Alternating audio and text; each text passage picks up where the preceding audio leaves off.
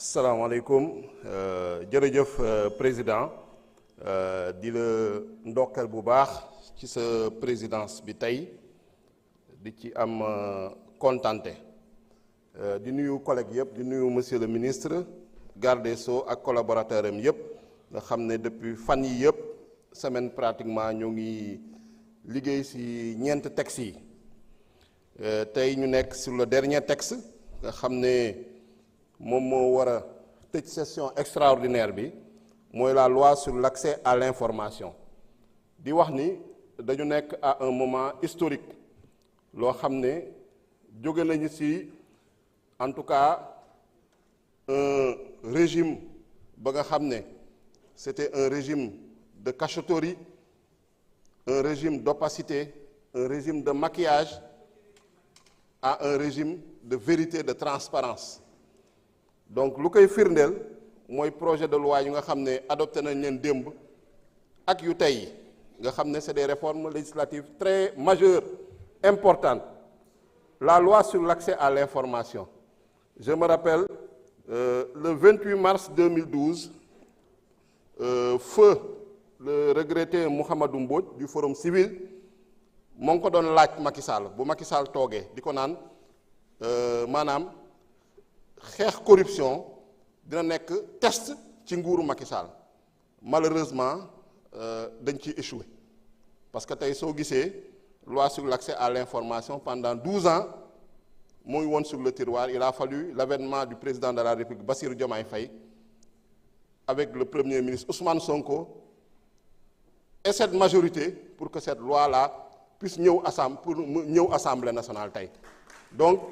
il faut que ñu wone les importants progrès qui ont été accomplis en moins de 8 mois. En moins de 8 mois ñee toog nañ fi 12 ans te pourtant xamoon nañ ni war nañ jël loi bi parce que loi bi ñoo ngi leen ko doon laaj. Il y avait des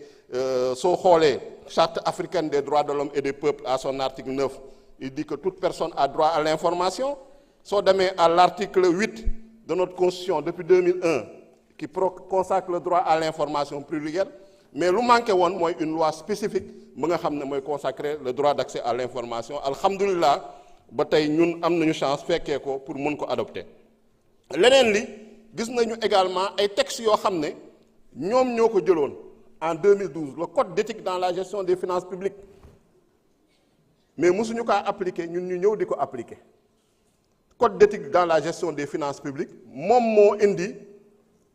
l'audit de la gestion des finances publiques parce que moo ko recommandé nee na président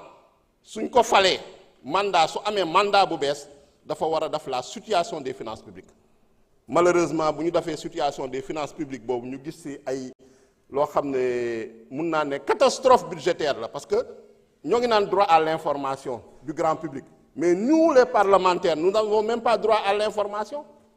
parce que nëbb nañ ñu fi 7 milliards de dollars yoo xam ne dañ ko àbb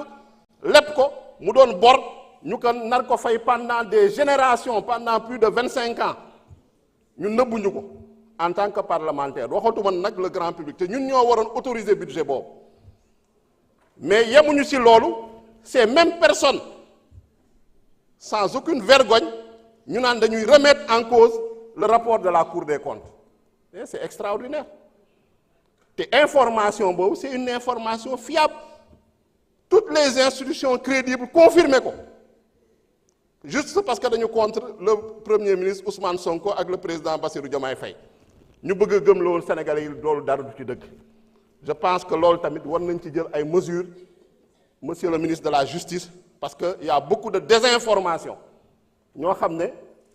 ils profitent de leur situation de leur statut pour faire délibérément de la désinformation et ça il faut des sanctions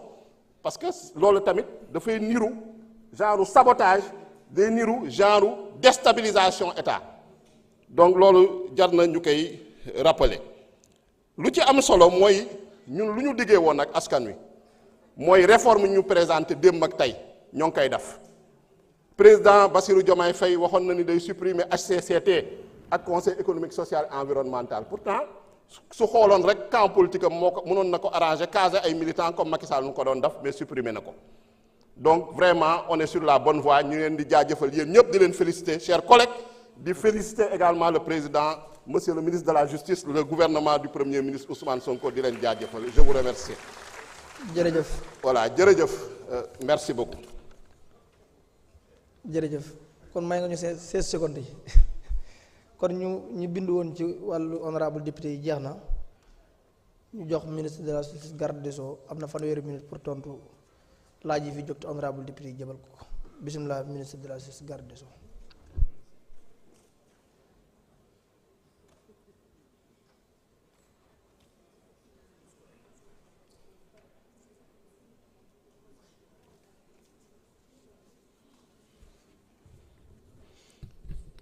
Je vous remercie, Monsieur le Président.